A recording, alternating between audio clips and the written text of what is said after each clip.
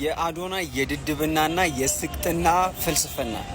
አዶናይ የምትወዱ ሰዎች ይህንን ቪዲዮ ለአዶናይ ማድረስ አለባችሁ። አዶናይ ይህንን ቪዲዮ ካየኸው ሪፖስት ማድረግ አለብህ። እንደገና ደግሞ ይህንን ቪዲዮ ሰርተህ ሪቪው ማድረግ አለብህ። ምክንያቱም ያነሳው ሀሳብ ዲፕ የሆነ ፊሎሶፊካል ኖሽን ስላለው። አልሰግጥም የሚሉ ሰዎች አሉ። አልሰግጥም የሚለው ፖስት ላይ ሮፍናን ሪፖስት ያደርጋል።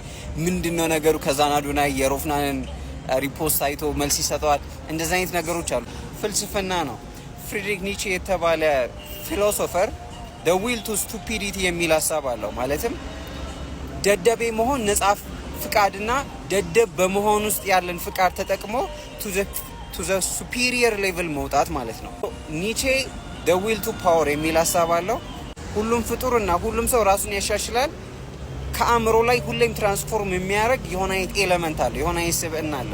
ሁላችንም አሁን ላይ ደካማዎች ብንሆን አቅም የሌለን ብንሆን ግን መጨረሻ ላይ ራሳችንን ለማሻሻል የተሰጠንን ራሳችንን ለማሻሻል ግን አንድ የምንወስደው ኃላፊነት አለ። እሱም ደደብ መሆንን መጀመር ነው። መጀመሪያ ላይ ደደብ ለመሆን ሲሞክር ነው። ምክንያቱም ተመልከት፣ ራስህን እያንዳንዳችሁ ተመልከቱ ራሳችሁን። ብዙ ደካማ የሆናችሁበት ነገር አለ። ኢንሰፊሽንት የሆናችሁበት ነገር አለ። ያንን ስልጣንና ያንን ድድብና ስታምኑ ነው ራሳችሁ ልታሻሽሉ የምትችሉት። ማንም ሰው ቢጀምር መጀመሪያ ሊጀምር የሚችለው ደደብና ሰገጥ ሆኖ ነው። አሁን ላይ ከሚሰግጡ ሰዎች የሚበልጡ አቅም ያላቸው ሰዎች አሉ። አዋቂ መስለው ለመታየት ካላቸው ፍላጎት ብቻ ወይም ደደብ መስሎ ላለመታየት ካለው ፍራቻ ምክንያት አቅማቸውን በደንብ መጠቀም ሳይችሉ እንደገና አቅማቸውን በደንብ ማውጣት ሳይችሉ ታፍነው የሚቀሩ እንደ ሶሳይቲ ራሳችንን ማሳደግ የምንፈልግ ከሆነ ለመሰገጥ ዝግጁ መሆን ይጠበቅብናል። ለመሰገጥ ፍቃድ ሊኖረን ይገባል እና ያንን ፍቃድ ላይ ተመስርተን ራሳችንን የምናሻሽለው በዛ መልኩ ነው። አዶናይ የመሰገጥን ፍልስፍና ፖፑላራይዝ ስላደረገ the will to stupidity የሚለውን የኒቼ ፍሪድሪክ ኒቼ ተራ የሆነ ፊሎሶፈር አይደለም።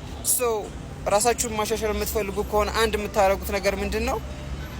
ደደብ መስሎ ለመታየት መቻል፣ ሰገጥ መስሎ ለመታየት መቻል እና መሰገጥ። ከዛ በኋላ ግን በዛ ሂደት ውስጥ ነው ራሳችሁን ትራንስፎርም ማድረግ የምትችሉት። ለአንድ አመት እስኪ ሰገጥ ለመሆን ሞክሩ፣ ወይ ለአንድ ወር ሰገጥ ወይ ደደብ ለመሆን ሞክሩ፣ ወይ ለአንድ ወር ለሁለት ወር። ከዛ በኋላ ህይወታችሁ ሙሉ ሰገጥና ደደብ ስትሆኑ አትኖሩ ማለት ነው። ወይም ሰገጥና ደደብ ሆናችሁ ሳይታወቅባችሁ ከመሞት ይልቅ ለአንድ ለሁለት ለሶስት ወር ሰገጥና ደደብ መስሎ ከዛ በዛ ውስጥ የምታገኙትን ትምህርት ኢምባዲ አድርጎ ኖሮ ራስን ማሻሻል ኤፌክቲቭ የሆነ ወይ ነው። አዶናይ ያስከውን ሀሳብ ሞር ፊሎሶፊካል በሆነ ወይ እየተነተነ እንሄዳለን እና ሪቪው እንድትሰራበት ፈልጋለሁ።